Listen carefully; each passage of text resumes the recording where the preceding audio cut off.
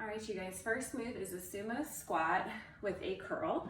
So you're gonna point your feet out to the side, nice wide stance. You're just gonna hold the weight, okay, right down in front of you. Keep those shoulders down and back. And what we're gonna do is you're just gonna sink into it. So sink into that squat, and then you're going to squeeze that butt on the way up and also curl the weight.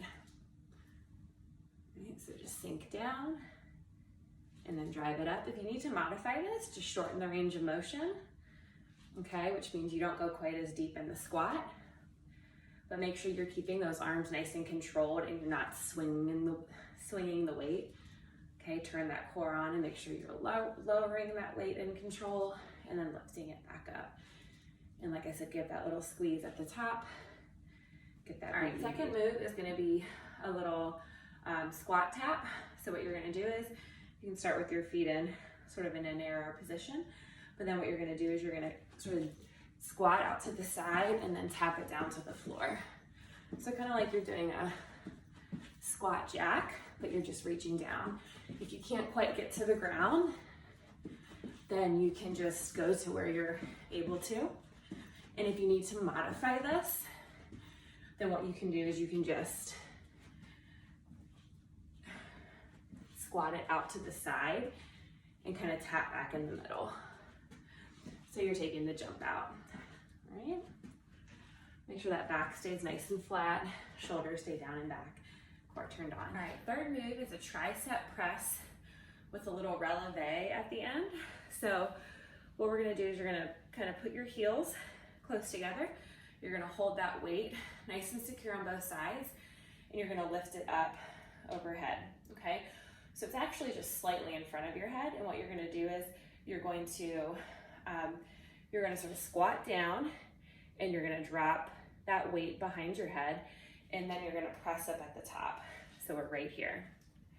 So we sink in, and then we extend those arms nice and straight, and then notice I'm also pressing up onto my toes, okay? So you're gonna get some nice work in your lower body, as well as those triceps. Make sure those elbows are staying kind of locked in and that they're not flailing out to the side. If you need to modify this, you guys, you can take the releve out of it and just do a little squat. Just keep those knees safe. Make sure they're not tracking out too far. Okay, all right. Your next HIIT move is mountain climbers with a twist. So what we're gonna do is set up so that your hands are directly under your shoulders. Nice strong plank position. Heels are pressing back, butt is down, back is flat, and all you're gonna do is drive the opposite knee toward the opposite elbow. Make sure those shoulders stay stacked right over the wrists, okay? If you need to modify this, you can slow it down and just tap instead of having that jump switch in the middle.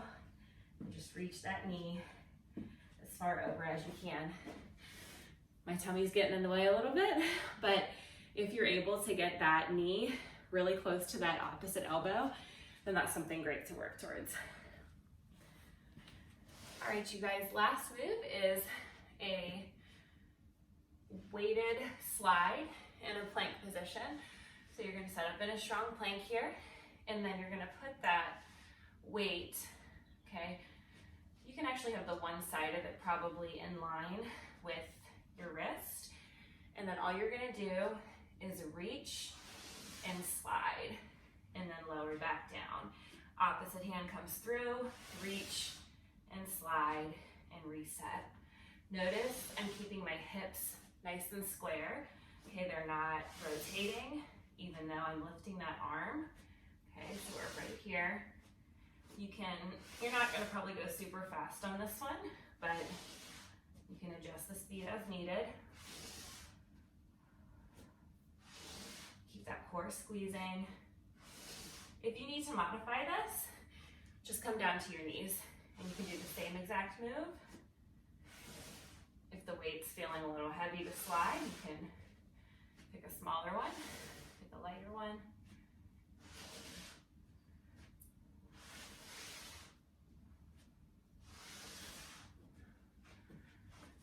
All right, you guys, hope you enjoy that one.